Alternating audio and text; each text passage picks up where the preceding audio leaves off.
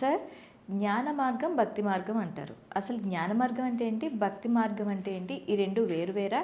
వీటిని ఎలా డిఫైన్ చేస్తారు మీరు? అంటే భక్తి మార్గము, జ్ఞాన మార్గం అనేది రెండు వేరు వేరు అని చెప్పకూడదు, ఇంటర్లింక్ అని చెప్పొచ్చు.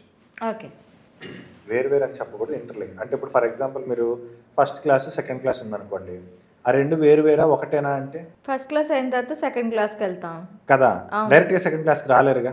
అవును. ఖచ్చితంగా ముందు ఫస్ట్ క్లాస్ చదవాలి కదా, తర్వాతే సెకండ్ క్లాస్కి వస్తారు. జ్ఞానం వచ్చేవాడికి భక్తుడు రాదా? భక్తి ఉన్నవాడికి జ్ఞానం ఉండదా?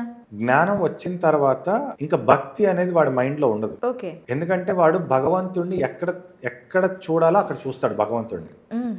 కానీ భక్తి మార్గంలో ఉన్నప్పుడు ఏంటంటే భగవంతుడిని, ఓకే గుళ్ళో దేవుడు ఉన్నాడు, ఇంట్లో మందిరంలో దేవుడు ఉన్నాడు, సో అక్కడ మాత్రమే చూస్తాడు. ఓకే. కానీ జ్ఞాన మార్గంలోకి వచ్చేసరికి భగవంతుడు సర్వాంతర్యామి, అంతటా ఉన్నాడు, అంతటా ఉన్న భగవంతుడు నాలోనూ ఉన్నాడు. అసలు అంతా బ్రహ్మమే అయినప్పుడు ఇది మళ్ళీ నేనెందుకు అవుతుంది? ఇది కూడా బ్రహ్మమే కదా, ఉన్నదే భగవంతుడు కదా, భగవంతుడు తప్ప వేరే ఏదీ లేదు కదా, అది జ్ఞానం. ఓకే. భక్తి మార్గంలో ఇంత సిలబస్ ఉండదు. భక్తి మార్గం ఏంటంటే భగవంతుడు ఉన్నాడు, భగవంతుడు మనల్ని చూస్తున్నాడు, భగవంతుడు మనల్ని, అంటే మనకి ఏదైనా కష్టం వస్తే భగవంతుడు మనకి తీరుస్తాడు, సో భగవంతుడిని మనం నమ్ముకోవాలి, భగవంతుడిని మనం పూజించాలి. ఇదంతా కూడా భక్తి మార్గం.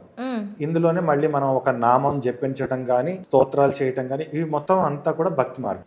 జ్ఞాన మార్గంలోకి వెళ్ళిన తర్వాత ఏంటంటే, ఇప్పుడు భక్తి మార్గంలో మీకు దేవాలయం ఎక్కడ ఉంటుందంటే బయట ఉంటుంది. ఓకే. జ్ఞాన మార్గంలో దేహమే దేవాలయం, జీవుడే దేవుడు.